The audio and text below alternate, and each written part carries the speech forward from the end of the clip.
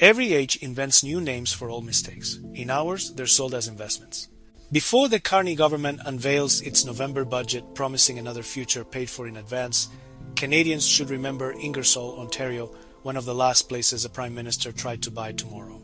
Eager to transform the economy, in December 2022, former Prime Minister Justin Trudeau promised that government backing would help General Motors turn its Ingersoll plant into a beacon of green industry. He declared, by 2025, it will be producing 50,000 electric vehicles per year, 137 vehicles daily, 6 every hour. What sounded like renewal became an expensive demonstration of how progressive governments peddle rampant spending as sound strategy. The plan began with $259 million from Ottawa and another $259 million from Ontario. Over $500 million to switch from Equinox production to BrightDrop electric delivery vans. The promise was thousands of good middle-class jobs. The assembly plant employed 2,000 workers before retooling. Today, fewer than 700 remain, a two-thirds collapse.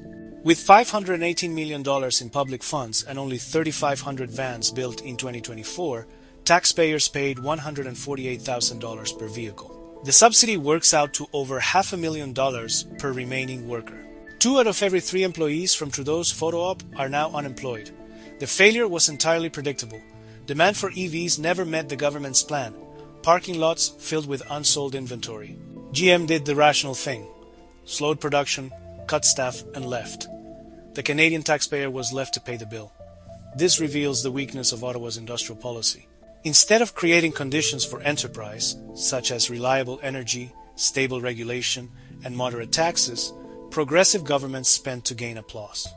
They judge success by the number of jobs announced, yet those jobs vanish once the cameras leave. Politicians keep writing checks to industry. Each administration claims to be more strategic, yet the pattern persists.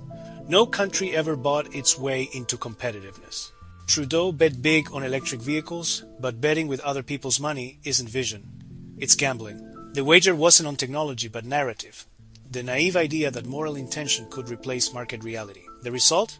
Fewer jobs, unwanted products, and claims of success that convinced no one. Prime Minister Mark Carney has mastered the same rhetorical sleight of hand.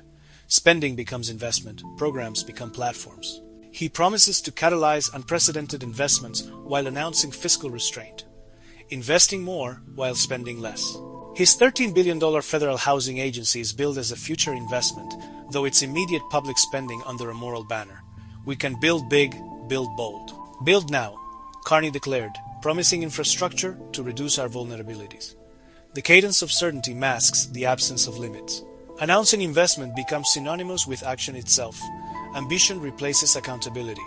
The structure mirrors the Ingersoll case. Promise vast returns from state-directed spending. Redefine subsidy as vision. Rely on tomorrow to conceal today's bill.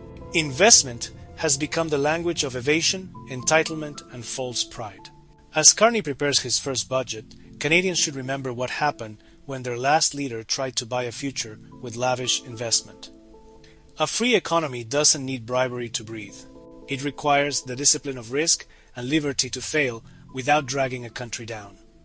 Ingersoll wasn't undone by technology, but by ideological conceit. Prosperity cannot be decreed, and markets cannot be commanded into obedience. Every age invents new names for old mistakes. Ours keeps making the same ones. Entitled hubris knows no bounds.